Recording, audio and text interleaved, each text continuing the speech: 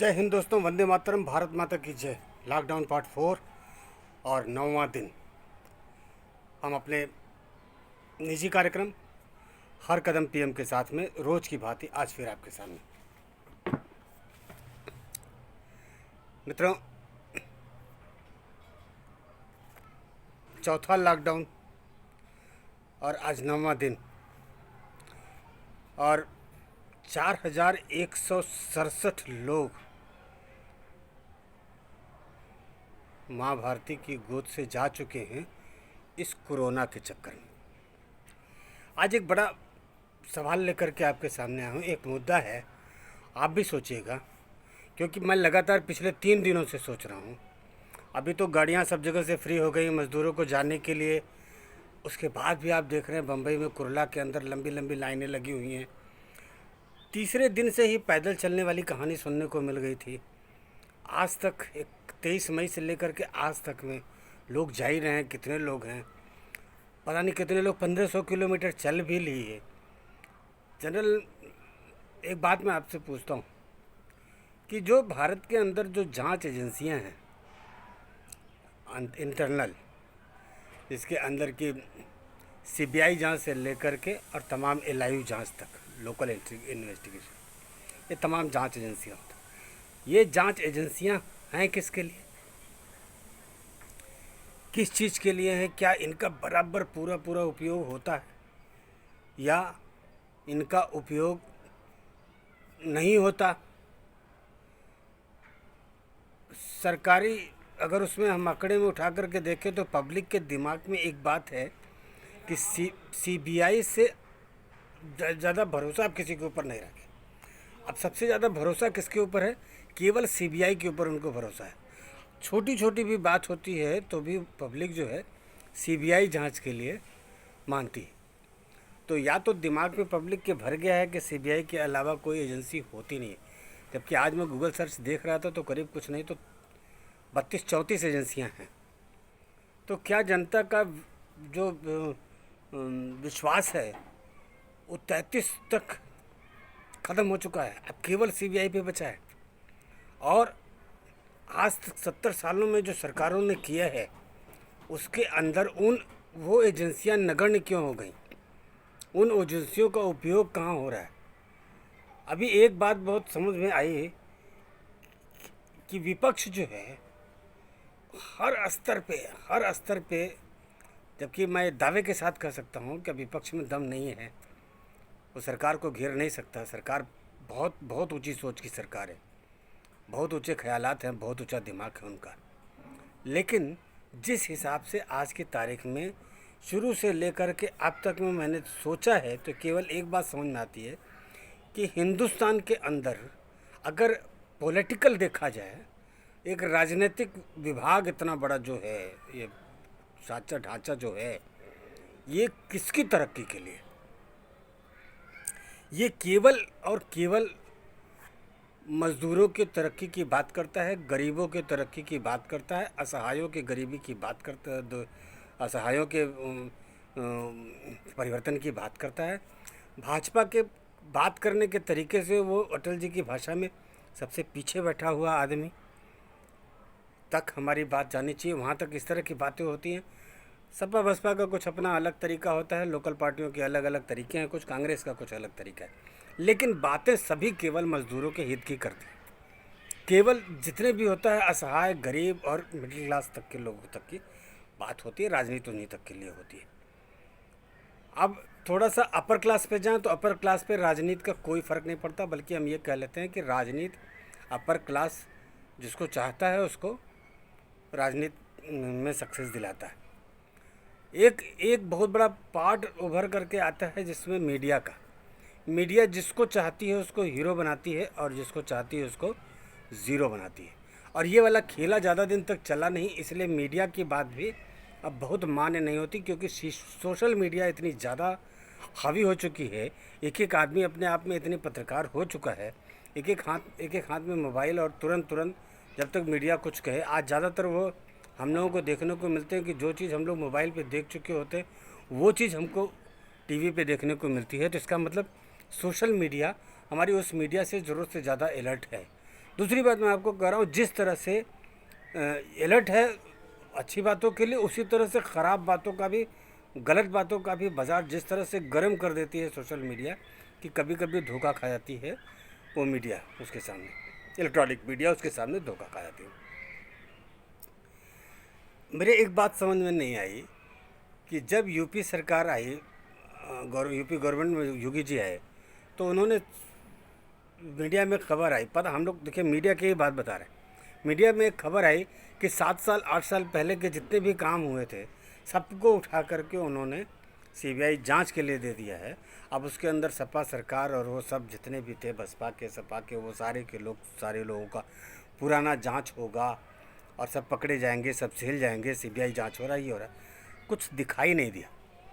भाजपा की सरकार ने कहा कि अब की पारी आपने हमको जिताया था तो इनको मैंने अदालत की गेट तक पहुंचाया था, एक बार और जिता दीजिए, इनको जेल के अंदर पहुंचा दूंगा। वो कांग्रेस के लिए कुछ पता नहीं चला। आज तक हमने अपनी पूरी लाइफ में ऐसा देखा नहीं कि पीएम जैसी ताकत जिसको पूरा वर्ल्ड सलाम करता हो, पिछले 5 सालों में उतनी क्रेडिबिलिटी बनाई उसने, उसको उसी के लोकल स्तर पे उसकी विपक्ष पार्टी का एक मानसिक रूप से विक्षिप्त आदमी कहूँगा उसको मैं, क्योंकि वो तो कांग्रेस का लीडर अब नहीं लगता कि कांग्रेस का लीडर है। 1947 वाली न तो कांग्रेस है, न तो उसको हम एक्सेप्ट करेंगे, क्योंकि अपने किसी भी समय पे कांग्रेस कभी सक्सेस नहीं रही। कांग्रेस पूरा जीवन हमने जिया है कांग्रेस के साथ, और मुझे पता है कि अगर आपको सबसे बड़ा सौभाग्य आज की तारीख में अगर आपके पास है तो एक ही है कि आप कांग्रेस के शासनकाल में नहीं हैं। कांग्रेस के शासनकाल में आम आदमी को तकलीफ़ नहीं होती थी। ये मैं नहीं कह रहा हूँ कि आम आदमी को आम आदमी के काम तो शासनकाल में बहुत अच्छे होते हैं, कांग्रेस के शासनकाल में बहुत अच्छे होते हैं, क्योंकि लेने देने पे काम हो जाता है, हर काम हर जगह हो जाता है, झगड़ा सुलझ जाता है। भाजपा के शासन में तो लेने देने पे काम बहुत दूर की बात है। अब तो लोग ले भी ले रहे हैं और काम भी नहीं कर रहे हैं, या तो नहीं ले रहे हैं, काम ही नहीं कर रहे हैं। अब भाजपा के शासन में ऐसा हो गया, लेकिन देश तरक्की कर रहा है, इसमें कोई दो राय नहीं, जो और किसी सरकारों में कभी संभव नहीं रहा। लेकिन बात यहाँ पे इतनी है कि जब इतनी सारी एजेंसियाँ हैं, तो जब कोई छोटी सी भी अफवाह उड़ती है या कोई सही बात या गलत बात होती है, तो कोई उसकी एजेंसी की जांच की रिपोर्ट क्यों नहीं देता। मज़दूरों के छालों पे इतने रोने रोए गए, मज़दूरों के छालों पे इतनी कहानियाँ गढ़ी गई, 1500 किलोमीटर पैदल चल के मज़दूर गए। विज्ञान ये बोलता है कि आप 25 से 30 किलोमीटर से ज़्यादा एक दिन में नहीं चल सकते, और जो कहानी उभर करके टीवी पे आ रही थी उससे लग रहा था कि एक एक दिन में 100 किलोमीटर लोग चले।